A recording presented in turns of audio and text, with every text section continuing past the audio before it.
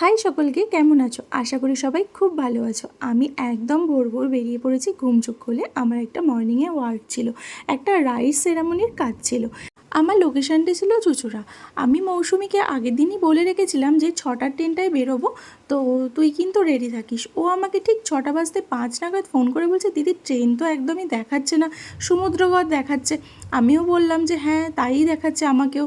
আমার যে ক্লায়েন্ট ছিল তার কল টাইম ছিল 7:30। 5 মিনিটের মধ্যে মৌসুমি আমাকে আবার ফোন করে বললো, দিদি ট্রেন তো বেরিয়ে গেল। আমি বললাম যাক যাক, হওয়ার তো হয়েই গেছে, তুই আমার বাড়ির সামনে টোটো ধরে যাব, টোটো অটো করে চলে যাব। টোটো অটো তো কিছুই পেলাম না। শেষমেশ আমার হাজব্যান্ডকে বললাম যে চলো তোমাকে দিয়ে আসতে হবে।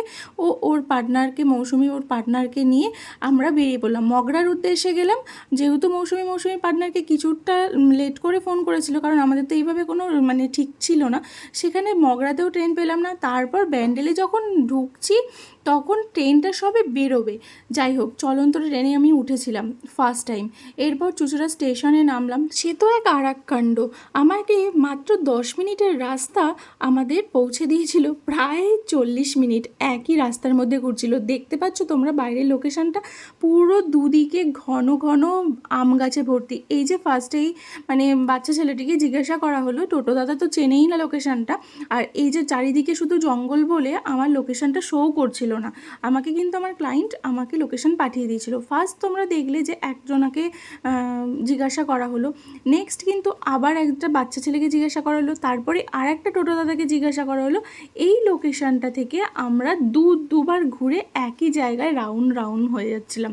কি আর করা যাবে, টোটাল 3 থেকে 4 জনকে জিজ্ঞাসা করার পরে আমরা ফাইনালি তাও বুঝতে পারছিলাম না যে কোথা দিয়ে যাব। অবশেষে আমার ক্লায়েন্টকে ফোন করি, সে আবার বললো যে ঠিক আছে আমি দাদাকে পাঠাচ্ছি। দাদা বললো হ্যাঁ আমি বের হচ্ছি, দেখছি তোমরা কোথায় আছো। তারপরে টোটো দাদা তো সে দাদার সঙ্গে কথা বলার মাত্র আর এক গলিতে ঢুকে যাচ্ছিলো।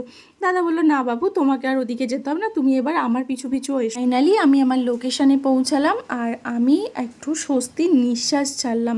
এই দিনটিতে আমার মেয়ের এক্সাম ছিল, যাই কারণে আমি আমার হাজব্যান্ডের সঙ্গে আসতে পারলাম না, নয়তো পুরোটাই সে আমাকে দিয়ে যেত। তোমরা তো দেখেইছো আমি আমার হাজব্যান্ডের সঙ্গে বেশিরভাগ লোকেশান আমরা কাজ করি লোকেশানে গিয়ে।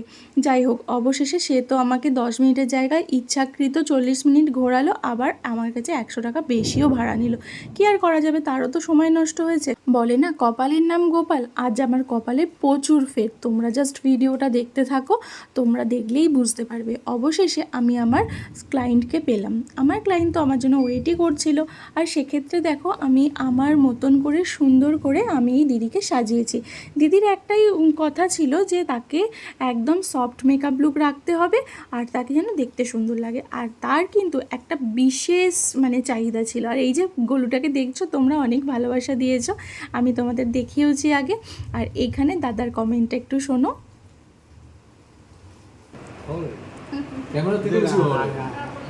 হ্যাঁ ঠিক আছে। এখানে দাদা কিন্তু অলরেডি কমেন্ট করছিল, আমি আবার রিপিট করলাম। আর এখানে কিন্তু দিদির শাশুড়ির এই চিন্তা ভাবনাটা ছিল যে বৌমা তার এমন সুন্দর করে একটা সাউথ ইন্ডিয়ান লুকে সেজে উঠবে।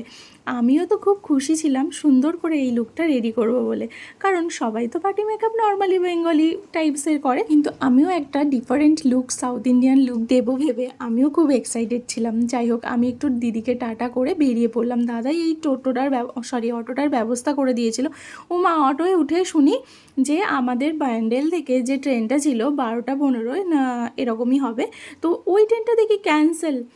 মিনিমাম 1 ঘন্টা আবার আমাদের ব্যান্ডেলে ওয়েট করতে হলো।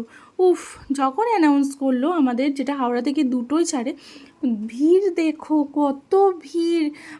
সেখানেও সাবওয়ে দিয়ে উঠতে মাথা খারাপ। ভাগ্যিস মৌসুমি ছিল, নয়তো আমি ব্যাগ নিয়ে উঠতেই পারতাম না। যাই হোক, সেখানে তো যা হোক করে সেই ভিড়টাকে এড়িয়ে উঠলাম।